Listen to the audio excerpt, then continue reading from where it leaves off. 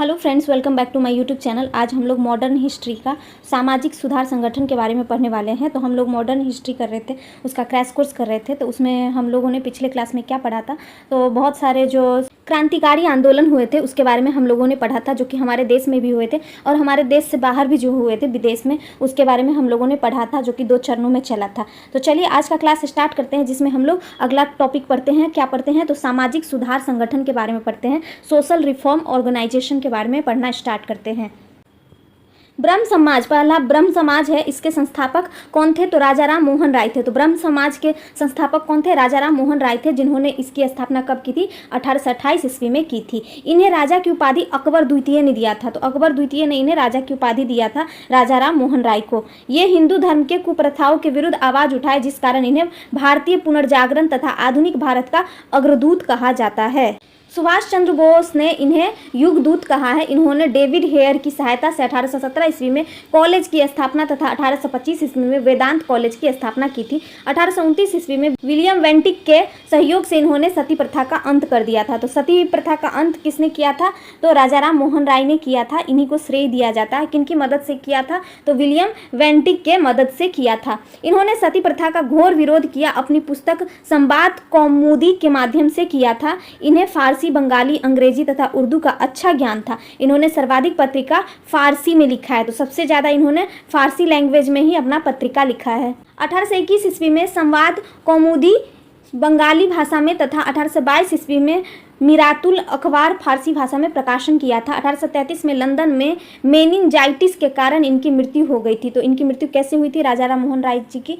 तो मेनिनजाइटिस बीमारी के कारण इनकी मृत्यु हो गई थी। कहाँ पे हुई थी? तो लंदन में हुई थी। इनके 2 प्रमुख शिष्य कौन कौन से थे? तो देवेंद्र और टैगोर और केशव चंद्र सेन थे। तो देवेंद्र नाथ टैगोर थे और कौन थे? तो केशव चंद्र सेन थे। इसके पश्चात 1843 ईस्वी में देवेंद्र नाथ टैगोर ने ब्रह्म समाज का नेतृत्व किया था। तो इनके बाद किसने किया था? तो देवेंद्र नाथ टैगोर ने किया था ब्रह्म समाज का नेतृत्व। देवेंद्र नाथ टैगोर तथा केशव चंद्र के बीच मतभेद हो गया, जिस कारण इन दोनों में ब्रह्म समाज को छोड़ दिया। तो फिर दोनों के दोनों ही छोड़ दिए, क्योंकि दोनों शिष्य में मतभेद हो गया था। देवेंद्र नाथ टैगोर ने 1865 ईस्वी में भारतीय आदि ब्रह्म समाज की स्थापना की, जबकि 1865 ईस्वी में केशव चंद्र सेन ने एक नया संगठन नवीन ब्रह्म समाज या भारतीय ब्रह्म समाज की स्थापना की थी। अब हम लोग पढ़ते हैं आर्य समाज। आर्य समाज के बारे में पढ़ना स्टार्ट करते हैं। इसके संस्थापक कौन थे? तो दयानंद सरस्वती को कहा जाता है। तो आर्य समाज के संस्थापक कौन थे? तो दयानंद सरस्वती थे। और ब्रह्म समाज के संस्थापक कौन थे? तो ब्रह्म समाज के संस्थापक राजा राम मोहन राय थे। दयानंद सरस्वती का जन्म कहाँ पे हुआ था? तो गुजरात में 1834 ईस्वी में हुआ था। इनका वास्तविक नाम मूल शंकर था। इनके गुरु कौन थे? विरजानंद थे। इन्होंने आर्य समाज की स्थापना 1875 ईस्वी में मुंबई में और 1877 ईस्वी में शाखा लाहौर में खोली थी। आर्य समाज का नारा था भारत भारतीयों के लिए है, जबकि दयानंद सरस्वती का नारा क्या था? वेदों की ओर लौटो। तो वेदों की ओर लौटो किनका नारा है? दयानंद सरस्वती का है। दयानंद सरस्वती कौन है? तो आर्य समाज के संस्थापक है। दयानंद ने सती प्रथा, बाल विवाह प्रथा का विरोध किया, किंतु महिला शिक्षा तथा विधवा पुनर्विवाह का समर्थन किया था। इनके मृत्यु के बाद 1886 ईस्वी में इनके शिष्य कौन थे? तो हंसराज ने DAV दयानंद एंग्लो वैदिक कॉलेज की स्थापना किया, जो भारत के लगभग सभी जिलों में फैल चुका है। भारतीय चिंतकों में स्वराज शब्द का प्रयोग सर्वप्रथम स्वामी दयानंद ने ही किया था। स्वामी दयानंद सरस्वती पहले व्यक्ति थे जिन्होंने हिंदी को राष्ट्रभाषा के रूप में स्वीकार किया था। तो राष्ट्रभाषा के रूप में सबसे पहले किन्होंने स्वीकारा था? तो दयानंद सरस्वती ने किया था। और स्वामी दयानंद सरस्वती ने सत्यार्थ प्रकाश ग्रंथ में अपने विचारों को प्रतिपादन किया था।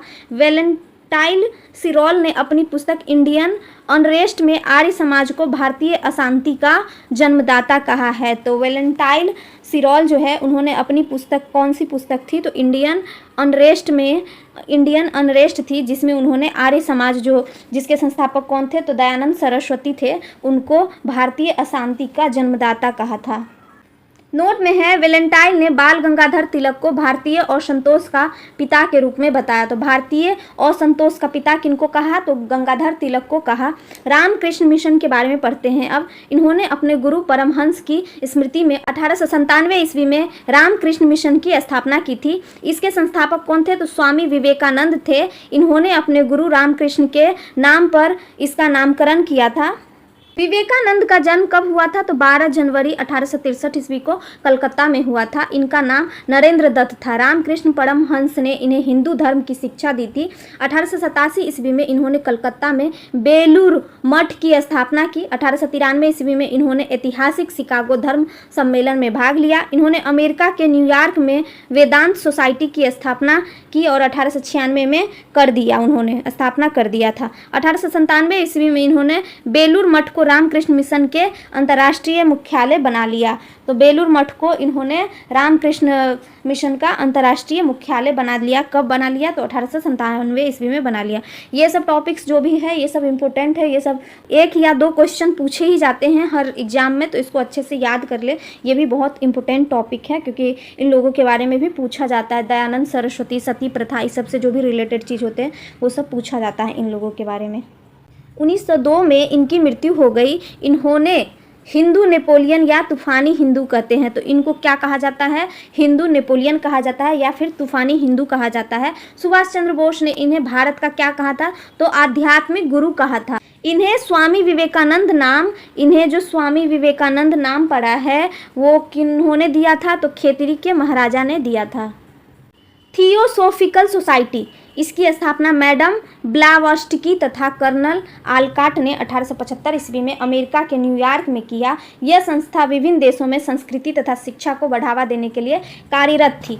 थियोसोफिस्टों का हिंदू धर्म के पुनर्जन्म तथा कर्म के सिद्धांतों पर विश्वास था और वे सांख्य तथा वेदांत उपनिषदों दर्शन को अपना प्रेरणा स्रोत मानते थे। 1886 ईस्वी में इसकी एक शाखा मद्रास के अडियार में खोली गई जो आगे चलकर इस संस्था का मुख्यालय बन गया। इसी शाखा की एक सदस्य बनकर आयरलैंड की महिला एनी बेसेंट भारत आई। तो एनी बेसेंट क्यों भारत आई थी? क्योंकि वो थियोसोफिकल सोसाइटी की सदस्य बन गई थी और इसी के कारण वो भारत आई थी। इन्होंने आयरलैंड की भांति भारत में भी होम रूल आंदोलन प्रारंभ करना चाहती थी, किंतु भारत में यह सफल नहीं हो पाया। बेसेंट ने 1898 ईस्वी में बनारस में सेंट्रल हिंदू कॉलेज की नींव रखी, जो आगे चल करके 1916 ईस्वी में मदन मोहन मालवीय के प्रयासों से यह कॉलेज बनारस हिंदू विश्वविद्यालय के रूप में विकसित हो गया। तो अभी जो बनारस हिंदू विश्वविद्यालय जो है BHU, ये पहले क्या था? तो सेंट्रल हिंदू कॉलेज था। तो ये कब इसकी स्थापना किसने किया था? तो बेसेंट ने किया था। कहाँ पर किया था? बनारस में, जो कि अभी भी बनारस में ही है। 1898 ईस्वी में हुआ था, जो कि बाद में 1916 ईस्वी में मदन मोहन मालवीय के प्रयासों से यह इसका नाम बदल करके क्या हो गया? तो BHU हो गया। BHU हो गया, जो कि बनारस हिंदू विश्वविद्यालय हो गया, जो कि अभी बहुत प्रसिद्ध है। अब आते हैं यंग बंग आंदोलन। इसे हेनरी विलियम डेरिजियो ने 1828 ईस्वी में प्रारंभ किया। यह बंगाल के युवाओं के आंदोलन था। ये भारतीय प्रेस का स्वतंत्रता की मांग करते थे। तो भारत में जो प्रेस की स्वतंत्रता है उसकी वो लोग मांग करते थे उस समय। डेरिजियो ने ईस्ट इंडिया नामक दैनिक पत्र का भी संपादन किया था। हेनरी विवियन डेरिजियो को आधुनिक भारत का प्रथम राष्ट्रवादी कवि माना जाता है। वेद समाज तथा प्रार्थना समाज, केशव चंद्र सेन के प्रयासों से वेद समाज की स्थापना मद्रास के श्री धड़ालू नायडू ने 1864 ईस्वी में की थी। केशव चंद्र सेन के प्रभाव से 1867 ईस्वी में बम्बई में डॉक्टर आत्माराम पांडुरंग ने प्रार्थना समाज की स्थापना किया। डॉक्टर आत्माराम पांडुरंग तथा महादेव गोविंद रानाडे ने प्रार्थना समाज को स्थापित किया। प्रार्थना समाज ने दलितों, अछूतों, पिछड़ों तथा पीड़ितों की दशा एवं दिशा में सुधार हेतु दलित जाति मंडली समाज सेवा संघ का गठन किया था। शिक्षा के प्रचार प्रसार हेतु रानाडे ने पूना में 1884 ईस्वी में दक्कन एजुकेशनल सोसाइटी तथा 1891 ईस्वी में विधवा पुनर्विवाह को प्रोत्साहित करने के लिए विधवा पुनर्विवाह संघ की स्थापना किया। रानाडे को पश्चिम भारत में सांस्कृतिक पुनर्जागरण का अग्रदूत माना जाता है। तो रानाडे को पश्चिमी भारत में जो सांस्कृतिक पुनर्जागरण हुई थी उसका अग्रदूत माना जाता है। स्त्री शिक्षा के लिए श्री केशव कर्वे ने 1916 ईस्वी में बम्बई में प्रथम भारतीय महिला विश्वविद्यालय की स्थापना की। तो बम्बई में, भारत में सबसे पहले बम्बई में ही भारतीय महिला विश्वविद्यालय यूनिवर्सिटी वुमेन के लिए खुला था, जो कि किसने किया था? तो श्री केशव कर्वे ने खोला था। 1916 ईस्वी में खोला था। परमहंस मंडली, 1849 ईस्वी में महाराष्ट्र में आत्माराम पांडुरंग ने तथा उनके 3 सहयोगी दादोबा पांडुरंग, बालकृष्ण जयकर एवं जाम्बेकर शास्त्री के साथ मिलकर परमहंस मंडली की स्थापना की गई। तो परमहंस मंडली की स्थापना 3 लोगों ने किया था। किन्होंने किया था? तो आत्माराम पांडुरंग किया था और उनके साथ और 3 लोग कौन कौन से थे सहयोगी? दादोबा पांडुरंग, बालकृष्ण जयकर, जाम्बेकर शास्त्री, ये सब मिलकर के परमहंस मंडली की स्थापना की थी। कब की थी? 1849 ईस्वी में की थी, महाराष्ट्र में की थी। इस मंडली का मुख्य उद्देश्य धर्म तथा समाज के प्रति सुधार लाकर सामाजिक असमानता तथा भेदभाव को मिटाना था। सत्य शोधक समाज, इसकी स्थापना ज्योतिराव गोविंदराव फूले उर्फ ज्योतिबा फूले ने 1873 ईस्वी में बम्बई में महाराष्ट्र में की थी। इसने निम्न जातियों को ब्राह्मणवादी व्यवस्था से मुक्त कराने हेतु स्थापना किया था। तो सत्य शोधक समाज की स्थापना क्यों हुई थी? क्योंकि पहले ज़माने में ब्राह्मण लोग बहुत अत्याचार करते थे छोटे जो निम्न जाति के लोग होते थे उनके साथ। तो निम्न जातियों को उनके ब्राह्मणवादी व्यवस्था से मुक्त कराने के लिए सत्य शोधक समाज की स्थापना की। किसने किया था? ज्योतिराव गोविंदराव फूले ने किया था, जिनको हम लोग ज्योतिबा फूले नाम से भी जानते हैं। ज्योतिराव फूले ने एक पुस्तक गुलामगिरी का प्रकाशन किया जिसमें ब्राह्मणों को प्रभुत्व चुनौती दी और पुरोहित वर्ग को समाज का शोषक सिद्ध किया। तो ज्योतिराव फूले थे वो जो कि छोटे वर्गों के लोग होते हैं उनके उद्धार के लिए काम करते थे। तो उन लोगों ने क्या कहा था कि पुरोहित वर्ग जो होते हैं वो समाज का शोषक होते हैं। वाईकोम सत्याग्रह, यह आंदोलन केरल में 1924 ईस्वी में चलाया गया था। इस आंदोलन का मुख्य उद्देश्य मंदिर में निम्न जाति को प्रवेश को लेकर के चलाया गया था। इस आंदोलन का नेतृत्व भी श्री नारायण गुरु ने किया था और नारायण गुरु ने कहा था कि मानव के लिए एक धर्म, एक जाति और एक ईश्वर है। तो सभी मानव के लिए एक ही धर्म होता है, एक ही जाति है और एक ही ईश्वर है सभी का। अरुविपुरम आंदोलन 1888 ईस्वी में नारायण गुरु के ही द्वारा चलाया गया था। कुछ अन्य महत्वपूर्ण सामाजिक कानून हैं उसके बारे में पढ़ते हैं। Governor general Lord William Bentinck द्वारा 1829 ईस्वी में अधिनियम 17 द्वारा सती प्रथा को गैर कानूनी घोषित कर दिया गया था। शिशु हत्या, राजपूताना, उत्तर पश्चिम प्रांत और पंजाब में कन्या हत्या का प्रचलन था जिस पर रोक लगाने हेतु 1870 ईस्वी में प्रभावकारी कानून बनाए गए थे। तो शिशु हत्या को बंद कराने का कोशिश किया गया था। विधवा विवाह को प्रोत्साहन देने हेतु 1865 ईस्वी में गवर्नर जनरल काउंसिल के सदस्य जेपी ग्रांट ने एक अधिनियम प्रस्तुत किया जो 13 जुलाई 1856 ईस्वी को पास हुआ। उसे विधवा पुनर्विवाह अधिनियम 1856 के नाम से भी जाना जाता है। तो अब विधवा का पुनर्विवाह करवाने लगा क्योंकि बहुत कम उम्र में जिनके पति मर जाते थे, उनके पति की मृत्यु हो जाती थी तो उनका जीवन बहुत ही नर्क की तरह हो जाता था। लोग उनसे बहुत भेदभाव करते थे, कहीं आने जाने नहीं दिए जाते थे। तो ये सब ख़त्म किया गया। कब ख़त्म किया गया? 13 जुलाई 1856 ईस्वी को ख़त्म किया गया और 1856 ईस्वी में उसको पुनर्विवाह के लिए भी प्रेरित किया गया था। ईश्वर चंद्र विद्यासागर के प्रयास से पहला विधवा विवाह श्री चंद्र विद्या रत्न और कालीमती देवी का हुआ था। नरबलि प्रथा, लॉर्ड हार्डिंग ने गोंड जाति में प्रचलित नरबलि प्रथा को भी कानून बना करके समाप्त कर दिया। तो नरबलि प्रथा भी बहुत ही बुरा प्रथा था। इसमें क्या होता था, किसी भी चीज़ का निर्माण करना हो, जैसे सड़क का निर्माण, पुल का निर्माण या किसी भी चीज़ का निर्माण करना हो तो उससे पहले किसी बच्चे की बलि देना पड़ता था। किसी के घर के लड़के को गायब कर दिया जाता था, उसको बलि दिया जाता था। उनकी मान्यता थी कि अगर हम उसका बलि देंगे ना तो ये अच्छे से चलेगा, जो भी चीज़ हम निर्माण कर रहे हैं, पुल का निर्माण कर रहे हैं तो पुल अच्छे से चलेगा। तो ऐसा बहुत ही ये ज़्यादा कुप्रथा था तो इसको समाप्त कर दिया गया। किसके द्वारा? तो लॉर्ड हार्डिंग के द्वारा किया गया था। बाल विवाह को समाप्त करने के लिए केशव चंद्र सेन 1870 ईस्वी में इंडियन रिफॉर्म एसोसिएशन की स्थापना की थी। केशव चंद्र सेन के प्रयास से सरकार 1872 ईस्वी में बाल विवाह अधिनियम बनाया जिसमें लड़कियों के लिए न्यूनतम आयु कितना रखा गया? तो 14 वर्ष निर्धारित किया गया। मतलब कम से कम उस समय तो 5 वर्ष की 4 वर्ष के बच्चे का शादी करवा दिया जाता था, तो कम से कम उसको बढ़ा करके 1872 ईस्वी में 14 वर्ष कर दिया कि हाँ 14 वर्ष की आयु रहेगी लड़कियों का तो ही उसका शादी किया जा सकता है। बहराम जी मालावाड़ी के प्रयत्न से 1891 ईस्वी में सम्मति आयु अधिनियम एज ऑफ कंसेंट एक्ट के द्वारा 10वें अधिनियम के तहत बालिका के विवाह की उम्र घटा करके 12 वर्ष कर दिया गया। तो 14 वर्ष पहले निर्धारित किया गया था, फिर उसको 12 वर्ष कर दिया गया। हरविलास शारदा के प्रयत्न से 1930 ईस्वी में शारदा अधिनियम लाया गया जिसमें लड़कियों की विवाह की आयु फिर से क्या कर दिया गया? तो 14 वर्ष कर दिया गया। 1949 ईस्वी में 15 वर्ष तथा 1978 ईस्वी में लड़कियों के लिए विवाह की उम्र 18 वर्ष निर्धारित किया गया था। अब आते हैं मुस्लिम सुधार आंदोलन के बारे में पढ़ते हैं, जिसमें वहाबी आंदोलन हुआ था पहला। वहाबी आंदोलन में इसका प्रारंभ बरेली से हुआ, किंतु पटना इसका केंद्र बन गया। तो इसका वहाबी आंदोलन जो हुआ था, इसकी शुरुआत कहाँ से हुई थी? तो बरेली से हुई थी, लेकिन केंद्र बन गया बाद में ये पटना। यह पश्चिमी संस्कृति का विरोध करते थे। इसके संस्थापक सैयद अहमद बरेली थे। यह सबसे संगठित आंदोलन था। बंगाल में वहाबी आंदोलन का नेतृत्व कौन करते थे? तो सैयद अहमद बरेलवी के शिष्य मीर निसार अली मतलब टीटू मीर ने किया था। अलीगढ़ आंदोलन हुआ था। इसका आरंभ अलीगढ़ से हुआ। इसका उद्देश्य मुसलमानों को उच्च शिक्षा देना था। इसके संस्थापक कौन थे? तो सर सैयद अहमद खान ने 1875 ईस्वी में अलीगढ़ एंग्लो ओरिएंटल कॉलेज की स्थापना किया, जो 1920 ईस्वी में अलीगढ़ मुस्लिम विश्वविद्यालय का रूप ले लिया था। सर सैयद अहमद खान ने पैट्रियोटिक एसोसिएशन की स्थापना किए थे।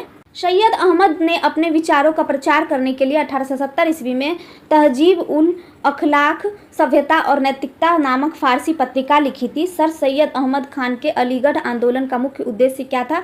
तो मुसलमानों को अंग्रेजी शिक्षा देकर ब्रिटिश राज का भक्त बनाना था। तो ये सब अंग्रेज कर रहे थे। पहले तो अंग्रेज हिंदू और मुस्लिम को अलग कर दिए, मुस्लिम को अलग राज्य दे दिए, हिंदू को अलग राज्य दे दिए। फिर बाद में वो बोलने लगे मुस्लिम को कि अब जो भी थोड़े बहुत मुस्लिम बच गए थे एक जगह पे, उसको बोलते तुम लोग अब अल्पसंख्यक हो गए, तुम लोगों के साथ अत्याचार करेगा ये हिंदू, इसलिए अब हम तुम लोगों को अंग्रेजी शिक्षा देते हैं। क्योंकि अंग्रेज जो चाहते थे कि मुस्लिम को आगे बढ़ा करके वो अपने राज्य में बना ले, ताकि उनकी संख्या बढ़ जाए, अंग्रेजों की संख्या बढ़ जाए और वो अच्छे से रूल कर पाए हमारे देश पर। तो मुसलमानों को अंग्रेजी शिक्षा देकर ब्रिटिश राज का भक्त बनाना चाहता था। अंग्रेजों का राजभक्त होने के कारण राजभक्त मुसलमान पत्रिका का भी प्रकाशन किया और असबाब ए बगावत ए हिंद नामक पुस्तक 1857 के विरोध में लिखी गई थी। तो इसके बाद अहमदिया आंदोलन हुआ था। इसका प्रारंभ कहाँ से हुआ था? तो गुरुदासपुर जिले के कादिरिया नाम स्थान से हुआ था। इसके संस्थापक कौन थे? तो मिर्जा गुलाम अहमद थे। ये हिंदू मुस्लिम में एकता लाना चाहते थे। तो ये चाहते थे कि हिंदू और मुस्लिम दोनों एक साथ रहे, एक साथ मिल करके अंग्रेजों का सामना करें। अहमदिया आंदोलन उदारवादी सिद्धांतों पर आधारित था। इन्होंने स्वयं को कृष्ण एवं ईसा मसीह का अवतार घोषित कर दिया था, जिस कारण हिंदू और मुस्लिम दोनों ही इस संस्था से हट गए। तो इन्होंने खुद को क्या कहा था कि मैं कृष्ण और ईसा मसीह का अवतार हूँ, जो कि लोगों को अच्छा नहीं लगा, हिंदू को भी अच्छा नहीं लगा और मुस्लिम को भी ये चीज़ पसंद नहीं आया, इसलिए बहुत सारे लोग इस संस्था से हट गए। मिर्जा गुलाम अहमद ने अपने सिद्धांतों की व्याख्या अपनी पुस्तक बराहीन ए अहमदिया में की थी। देवबंद आंदोलन यह उत्तर प्रदेश के सराहनपुर से प्रारंभ हुआ था। इसके संस्थापक कौन थे? तो उलेमा मोहम्मद कासिम ननौती तथा राशिद अहमद गंगोही थे। यह आंदोलन एक पुनर्जागरण आंदोलन था, जिसका उद्देश्य क्या था? कुरान तथा हदीस की शिक्षा का प्रचार प्रसार करना और विदेशी शासकों के विरुद्ध जिहाद की भावना को जीवित करना था। यह पश्चिमी संस्कृति का विरोध करता था तथा इस्लामिक संस्कृति को बढ़ावा देता था। तो यह पश्चिमी संस्कृति था, उसका विरोध करता था और ये चाहते थे कि इस्लामिक संस्कृति ही आगे बढ़े। नोट में है W हंटर ने कहा था कि मुसलमान यदि खुश और संतुष्ट है तो भारत में ब्रिटिश शक्ति का महत्तम बचाव होगा। तो ब्रिटिश सरकार जो थे वो तो मुसलमान को ही आगे बढ़ाने पर ध्यान देते थे। वो चाहते थे कि मुस्लिम आगे बढ़े ताकि वो उनके साथ मिल जाए, क्योंकि उन्हें लगता था कि मुस्लिम उनके हिसाब से ही कार्य करेंगे और मुस्लिम ही हमारे साथ आगे बढ़ सकते हैं, हिंदू हमारी बात कभी मानेंगे ही नहीं। मुस्लिम सामाजिक धार्मिक आंदोलन थे। कौन कौन से आंदोलन है, कब स्थापना हुई, कहाँ से हुआ था, संस्थापक कौन थे और मुख्य उद्देश्य क्या था, ये सब पढ़ते हैं।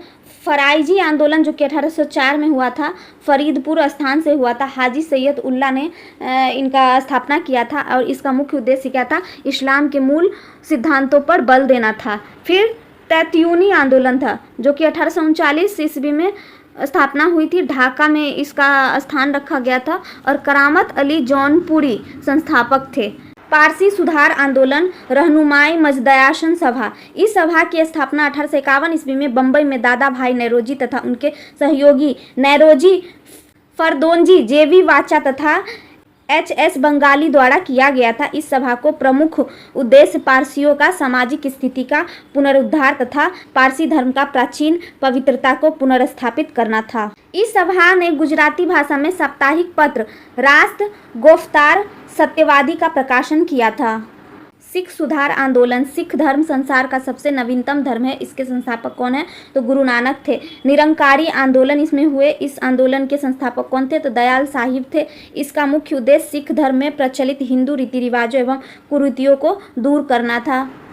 कूका आंदोलन, यह 1840 ईस्वी में पंजाब के क्षेत्र में शुरू हुआ और उसका नेतृत्व भारत के जवाहरमल ने किया था और इस आंदोलन की स्थापना 1844 ईस्वी में की गई थी। यह आंदोलन शीघ्र ही खत्म हो गया क्योंकि यह धार्मिक आंदोलन से ज़्यादा राजनीतिक आंदोलन बन गया था। तो यह धर्म से ज़्यादा राजनीति पर ध्यान देने लगा था, इसलिए इसको भी बंद करना पड़ा।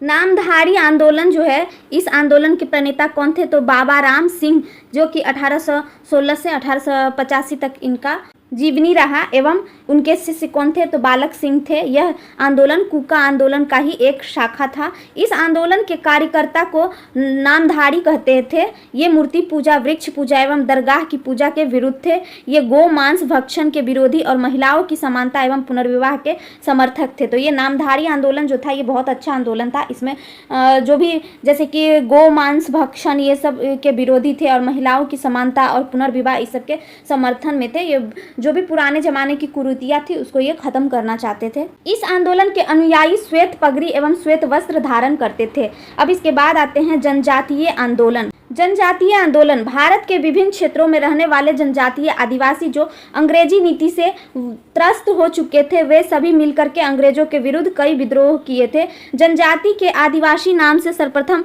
ठक्कर बापा ने संबोधित किया था। आदिवासी लोग बाहरी लोगों को दीकू नाम से पुकारते थे। तो जनजातीय लोग जो थे, आदिवासी लोग थे, जो भी बाहर से लोग आते थे उनको वो दीकू नाम से पुकारते थे। इसके बाद सन्यासी विद्रोह आता है। इस विद्रोह की शुरुआत 1760 ईस्वी से माना जाता है, जो लगभग 1800 ईस्वी तक चला था। अंग्रेजों ने अकाल पड़ने के बाद भी कर में कोई कमी नहीं किया, जिस कारण सन्यासियों ने विद्रोह कर दिया था। यह विद्रोह बंगाल से प्रारंभ हुआ था। तो सन्यासी विद्रोह कहाँ से प्रारंभ हुआ था? तो बंगाल के क्षेत्र से प्रारंभ हुआ था। इस विद्रोह को वारेन हेस्टिंग्स के द्वारा नियंत्रित किया गया था। इस विद्रोह में शामिल लोग ओम वंदे मातरम का नारा लगाते थे। इसकी चर्चा बंकिम चंद्र चटर्जी की पुस्तक आनंद मठ में है। तो पागलपंथी विद्रोह इसके बाद होता है, जो कि पागलपंथी गारो जनजाति का एक अर्थ है, धार्मिक संप्रदाय था। तो पागलपंथी विद्रोह किसने किया था? तो गारो जनजाति के लोगों ने किया था। ये क्वेश्चन भी बहुत बार पूछा जाता है।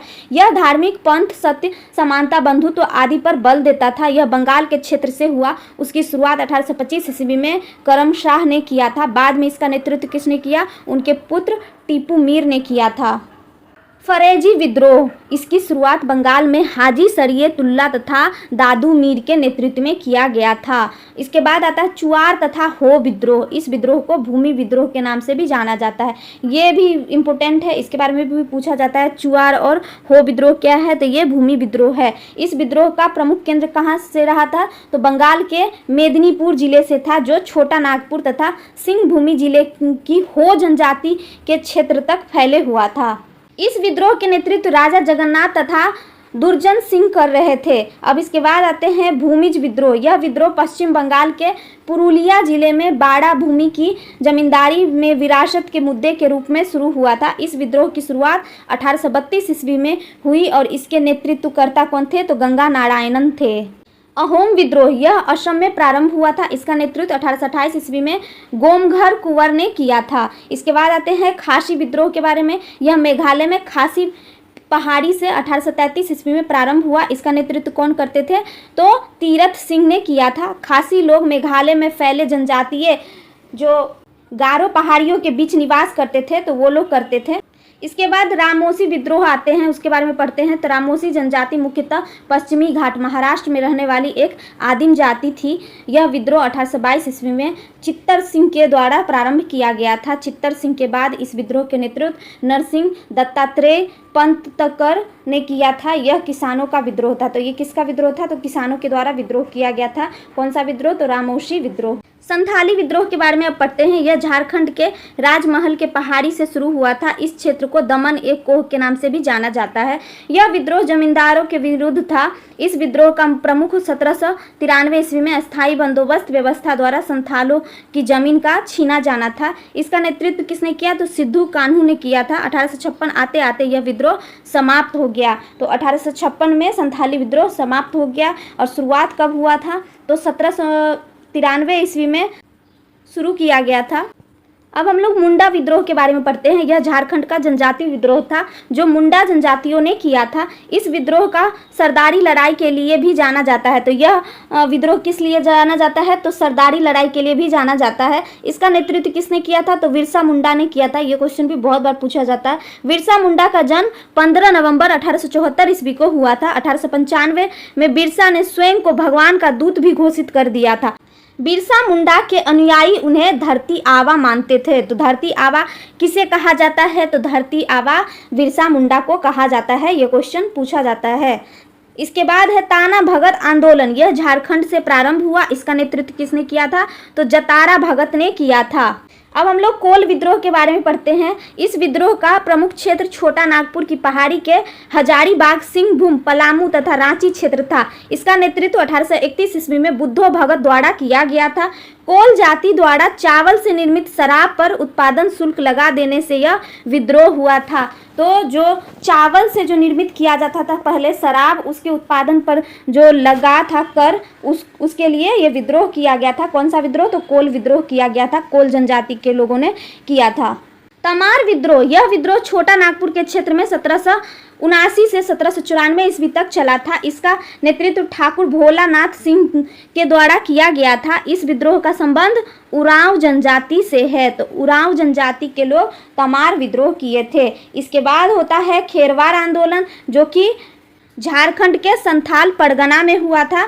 इस विद्रोह का नेतृत्व भागीरथ माझी ने किया था। तो भागीरथ माझी ने कौन सा विद्रोह किया था? तो खेरवार आंदोलन किया था। यह आंदोलन 1870 ईस्वी में किया गया था। इस आंदोलन को सफाहार आंदोलन भी कहा जाता है। इस विद्रोह का प्रमुख उद्देश्य जनजातीय परंपराओं और प्राचीन मूल्यों को स्थापित करना था। अब इसके बाद पाइक विद्रोह है। यह विद्रोह 1817 ईस्वी में उड़ीसा के क्षेत्र में हुआ था। इस विद्रोह का नेतृत्व जगबंधु के द्वारा किया गया। पाइक लगान मुक्त भूमि का उपयोग करने वाले उड़ीसा के खुर्दा क्षेत्र के सैनिक थे। गडकरी विद्रोह। गडकरी विद्रोह 1844 ईस्वी में महाराष्ट्र के कोल्हापुर में हुआ था। इस विद्रोह के प्रमुख नेता कौन थे? तो बाबाजी अहिरेकर थे। भील विद्रोह हुआ था। इस विद्रोह का प्रमुख क्षेत्र कहाँ था? तो महाराष्ट्र के पश्चिमी तट का खानदेश जिला था। इस विद्रोह के नेतृत्व 1820 ईस्वी में सरदार दशरथ ने किया था। रंपा विद्रोह। यह विद्रोह आंध्र प्रदेश के गोदावरी जिले के उत्तर प्रदेश में स्थित तटवर्ती पहाड़ी क्षेत्र का था। इस विद्रोह का नेतृत्व अल्लूरी सीताराम राजू ने किया था, जो एक गैर आदिवासी था।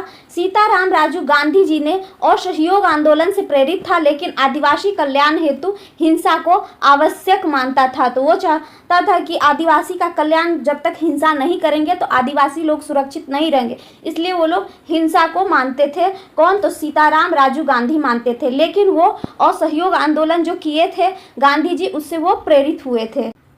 चेंचू आंदोलन। इस आंदोलन का प्रारंभ 1920 ईस्वी में चरवाहा शुल्क के विरोध में आंध्र प्रदेश में गुंटूर जिला में जंगल सत्याग्रह के रूप में हुआ था। तो चरवाहा मतलब पहले जो गाय बकरी सब जो चराया जाता था उस पर भी शुल्क लेना स्टार्ट कर दिए थे अंग्रेज। तो इसके लिए चेंचू आंदोलन किया गया। इस आंदोलन का नेतृत्व वेंकटपया ने किया था। अब पालीगारों का विद्रोह देखते हैं। इस विद्रोह का प्रमुख क्षेत्र क्या था? दक्षिण भारत के मालाबार क्षेत्र था। इस विद्रोह का नेतृत्व वीर पी कटवम नाइक था। अंग्रेजों के विरुद्ध हुए क्षेत्रों के दक्षिण भारत में पालीगारों का विद्रोह सबसे बड़ा विद्रोह था। इसके बाद देखते हैं किसान विद्रोह। ये थोड़ा प्रमुख विद्रोह था। किसान विद्रोह। अंग्रेजों ने भारतीय किसानों का शोषण बहुत बड़े पैमाने पर करने लगे थे, जिस कारण भारतीय किसान अत्यधिक गरीब हो गए और उसने भारत के विभिन्न क्षेत्रों से विद्रोह प्रारंभ किया गया। तो किसान विद्रोह था, ये भारत के विभिन्न क्षेत्रों से विद्रोह किया गया था, क्योंकि सभी किसानों के साथ ये कर लेते थे और कभी उपजाऊ हो या ना हो, कभी अकाल आ जाए या फिर बारिश में ही फसल बर्बाद हो जाए, तो भी वो उतना कर लेते ही थे अंग्रेज, इसलिए किसानों का विद्रोह करना पड़ा था, जिसमें कि बहुत सारे विद्रोह प्रमुख थे जिसके बारे में देखते हैं। नील विद्रोह है। नील विद्रोह 1859 से 1860 ईस्वी तक चला था। यह बंगाल के नदिया जिला से प्रारंभ हुआ किसानों का आंदोलन था। इसका नेतृत्व किसने किया था? तो दिगंबर विश्वास तथा विष्णु विश्वास ने किया था। इसकी चर्चा दीनबंधु मित्र की रचना नील दर्पण तथा हरिश्चंद्र मुखर्जी की पुस्तक हिंदू पैट्रियोटिक में है। पावना विद्रोह ये 1873 ईस्वी में हुआ था इसका शुरुआत। यह विद्रोह मध्य बंगाल में पावना जिले में यूसुफ शाही परगना से शुरुआत हुई थी। इस विद्रोह के प्रमुख कारण क्या थे? जमींदारों और लगान की दरों में अत्यधिक सीमा से अत्यधिक बढ़ा देना। इस विद्रोह के प्रमुख नेता कौन थे? तो ईशान चंद्र, शंभूपाल और केशव चंद्र राय एवं खोदी मल्लाह आदि थे। लेफ्टिनेंट गवर्नर कैम्पबेल ने इस विद्रोह का समर्थन किया था, क्योंकि यह विद्रोह अंग्रेजी शासन के विरोध में न होकर जमींदारों के विरोध में था। तो जमींदार तो भारतीय ही थे, तो इसलिए अंग्रेजों ने भी समर्थन किया था। इसके बाद आता है मोपला विद्रोह, जो कि 1836 ईस्वी में हुआ था। यह विद्रोह केरल राज्य के मालाबार क्षेत्र में हुआ था। 8वीं एवं 9वीं शताब्दी के अरब मुल्क के कुछ लोग इस क्षेत्र में आकर बस गए, जिसे मोपला कहा गया। इस विद्रोह के नेतृत्व अली मुस्लियार ने किया था। मोपला विद्रोह का समर्थन खिलाफत आंदोलन के नेता मौलाना अबुल कलाम आज़ाद और शौकत अली तथा गांधी जी ने किया था। तो मोपला विद्रोह का समर्थन किसने किसने किया था? तो खिलाफत आंदोलन के जो नेता थे कौन कौन थे? तो मौलाना अबुल कलाम आज़ाद थे, शौकत अली थे और गांधी जी थे, उन लोगों ने भी किया था। इसके बाद आते हैं चंपारण सत्याग्रह, 1917 ईस्वी में हुआ था। यह बिहार के चंपारण से प्रारंभ हुआ। इसका नेतृत्व किसने किया था? तो महात्मा गांधी ने किया था। तो महात्मा गांधी जी ने चंपारण सत्याग्रह किया था। कब हुआ था चंपारण सत्याग्रह? 1917 ईस्वी में हुआ था। यह नीलहे जमींदारों के विरुद्ध में हुआ था। तो इसको तिनकठिया भी कहा जाता है। ये जमींदार तिनकठिया पद्धति के तहत 20 कट्ठा खेत में जबरदस्ती 3 कट्ठे पर नील की खेती करवाते थे।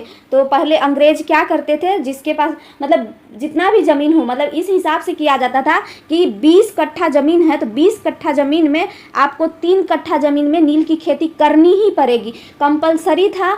और एक तो नील की खेती करने से उपजाऊ ज़मीन पूरा ही बंजर बन जाती थी, और दूसरा इसका कुछ भी अच्छा इसका पैसा नहीं दिया जाता था, इसका रकम ही नहीं अच्छा दिया जाता था। ज़बरदस्ती वो लोग बहुत कम दाम पे खरीदते थे अंग्रेज लोग। तो इससे बहुत ज़्यादा परेशान हो गए थे चंपारण के लोग। तो इसलिए इन लोगों ने महात्मा गांधी से रिक्वेस्ट किया कि हम लोगों के साथ ऐसा ऐसा हो रहा है। और उस समय महात्मा गांधी दक्षिण अफ्रीका से पढ़ के आए थे, वकालत करके आए थे। तो उन्होंने इस चंपारण सत्याग्रह को प्रारंभ कर दिया, जिसको क्या कहते हैं? चंपारण सत्याग्रह। कब किए थे? तो 1917 ईस्वी में किए थे।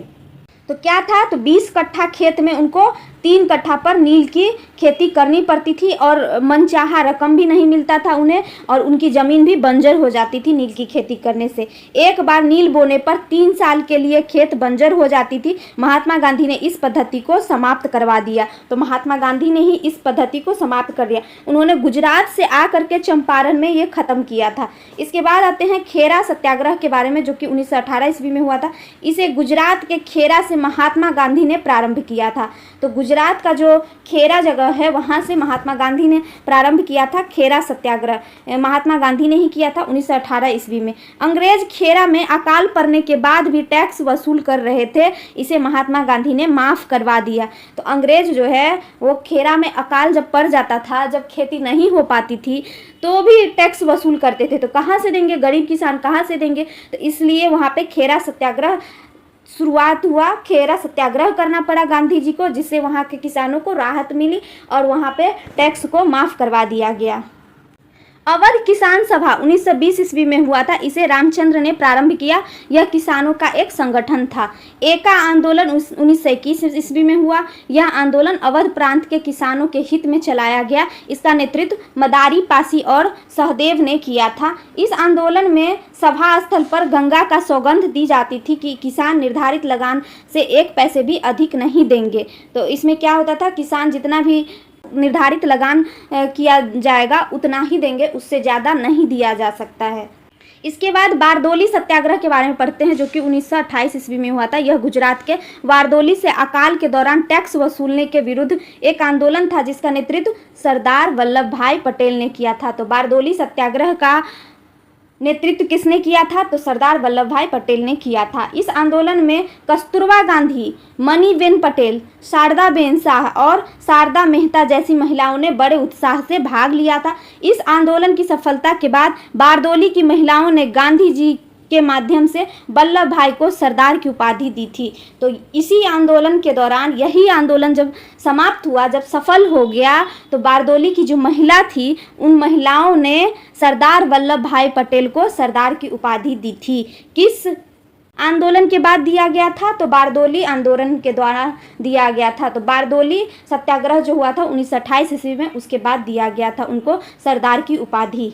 बिहार किसान सभा 1929 ईस्वी में हुआ था। यह बिहार के किसानों का एक संगठन था जिसका नेतृत्व स्वामी सहजानंद ने किया था। तेभागा आंदोलन जो कि 1946 ईस्वी में हुआ था, यह आंदोलन बंगाल और त्रिपुरा के क्षेत्र में हुआ था। इसके नेतृत्वकर्ता मुख्यतः कंपाराम सिंह एवं भगत सिंह थे। यह आंदोलन मूलतः बटाईदार किसानों का संघर्ष था। प्रमुख किसान सभा का गठन जो हुआ था, तो कौन कौन से संस्थापक थे, किस वर्ष हुआ था, क्या क्षेत्र था, इसके बारे में थोड़ा देख लेते हैं। तो फरके विद्रोह हुआ था जो कि 1879 ईस्वी में हुआ था, महाराष्ट्र में हुआ था। और बिजोलिया आंदोलन का कहाँ पे हुआ था? तो बिजोलिया में हुआ था जो कि राजस्थान में पड़ता है। अवध किसान सभा, इसके संस्थापक कौन थे? तो बाबा रामचंद्र थे। कब हुआ था? 1920 ईस्वी में हुआ था। कहाँ पे हुआ था? उत्तर प्रदेश में हुआ था। अखिल भारतीय किसान सभा, इसके संस्थापक कौन है? तो स्वामी सहजानंद सरस्वती है। 1936 में स्थापना किए थे। कहाँ पे किए थे? तो लखनऊ में किए थे।